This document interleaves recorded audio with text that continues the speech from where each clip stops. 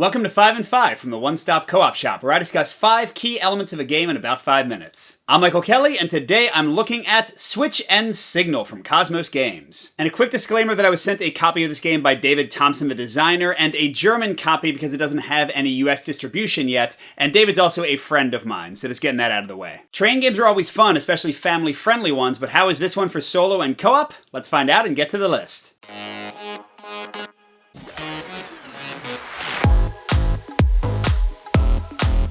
First, at number 5, I'm going to talk about a pro, and that is the flexibility of the system. For such a straightforward game design, it gives you a ton of ways to vary up the experience and the difficulty. You can randomize the spawn points for the trains. You can give yourself more or less time, more or fewer cubes you have to deliver. You can switch between the US and the European maps, which have very different play styles. Just a lot of nice options overall to fine-tune your experience, whether you're playing with your kids or with heavy gamers. But I'm down to a mix for my number 4, focusing on the potential swinginess of the player cards. So you have these cards that dictate all the actions you can take in the game, and they have 3 types: moving trains, changing switches, or changing signals. And on the positive side, having this hand of cards somewhat prevents alpha player because you won't know exactly what's in everyone's hands, and they also have a nice rule that if you discard 2 cards of any type, you can do kind of a wild and do one of the other types, so it gives you less reliance on the luck of the draw. But the negative side is that the luck of the draw is still very much a factor in the game. Watch my playthrough that went up today to see that in action. If you get a ton of one kind of card or a ton of another, it can really limit your options and make the game just way tougher just because of kind of the swinginess of that luck. And I also have a mix for my number 3, which is focused on how this game does cooperative play,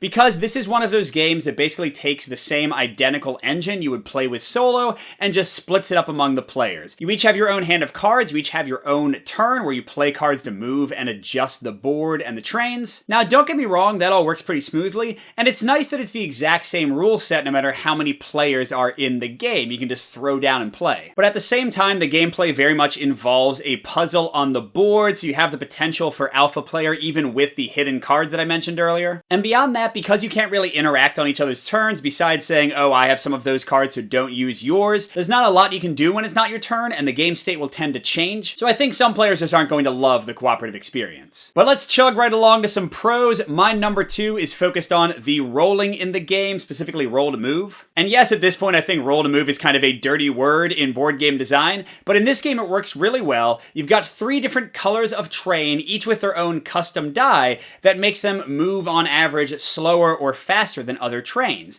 And spawning the trains, which is also random and gives a lot of variability to the game. Your gray train might not get out of the way quickly enough for your much faster black train to get where it needs to go. And the die rolls themselves are a great source of tension when you're hoping that this train will go just slow enough or just fast enough to get exactly where it needs to be or not to crash into somebody else. It's really a great source of excitement in the game. And I also have a pro for my number 1, my favorite thing about the game, and that's the switches and signals and the way the board kind of models train movement. So most train games are very abstracted and are more about laying down track and kind of planning out routes, but this one has the actual trains moving around each other, and you need to move these switches and move around these signals to allow trains to pass by each other, to get into the cities where they can pick up the goods they need to deliver, to get to their ports where they'll drop them off, and you have to constantly be looking around for signs of danger because the trains will often move whether you want them to or not, so you have to make sure the track ahead of them is clear. It almost makes you feel more like a track or station operator than someone like making a big train empire,